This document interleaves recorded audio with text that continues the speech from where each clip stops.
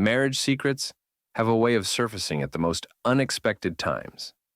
Take this story of a 75-year-old former military man who discovered his wife's decades-old affair while cleaning his attic. It completely transformed how I think about long-term relationships. That's such an intriguing situation. What exactly did he find up there? Well, Francois, this distinguished military officer who'd been married to Annie since she was 19, stumbled upon love letters written to her from one of their close friends, Boris. These weren't just any old letters. They were from 10 years into their marriage, and they revealed an affair he'd never known about. Now, before we go much further, I need to set the record straight.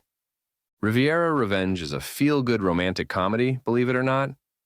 And this wasn't just a fictional story, right? There's some real history behind this? That's exactly right.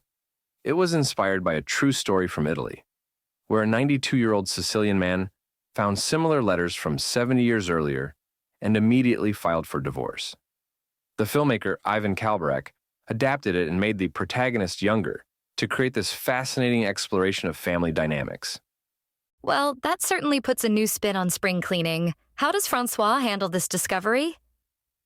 Oh, he goes absolutely ballistic. Despite Annie trying to explain it was ancient history, he actually enlists his old military connections to track down Boris for a confrontation. But here's where it gets really interesting. Their 3 grown children each represent different challenges to Francois' rigid worldview. Tell me more about these children. I'm guessing they're not all exactly what a military father might have hoped for. That's putting it mildly.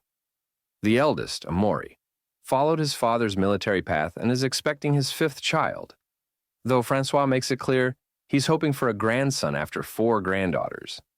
Then there's Capyssen, who's been hiding her sexuality since high school, and Adrian, a professional puppeteer, who shows his father has never once attended.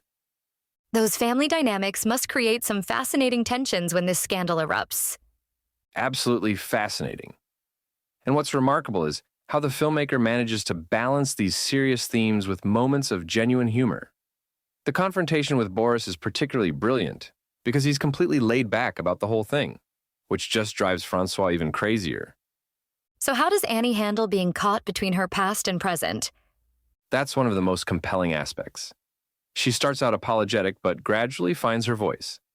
As Francois keeps pushing, she starts pushing back, creating this fascinating power shift in their relationship. And all of this plays out against these stunning backdrops of the French Riviera. The setting almost becomes another character, doesn't it? Precisely. These elegant homes and beautiful gardens create this perfect contrast with the emotional upheaval happening within them. It's like watching paradise crack apart at the seams. And what's particularly interesting is how each location seems to mirror different aspects of the family's facade versus their reality. You know what really strikes me about this story? It's not just about infidelity. It's about how time changes our perspective on past events. That's exactly it. It raises these fascinating questions about forgiveness and time. Like, does a decades-old betrayal carry the same weight as a recent one? And how do you measure that against the life you've built together since then?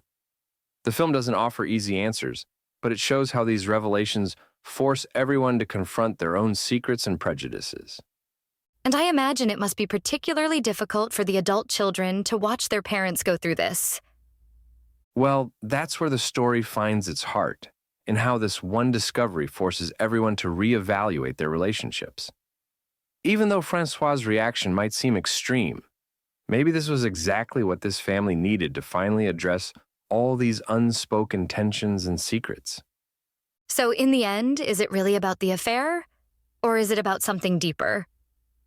I think it's about how we all carry these different versions of ourselves through life. And sometimes it takes something dramatic to make us confront them.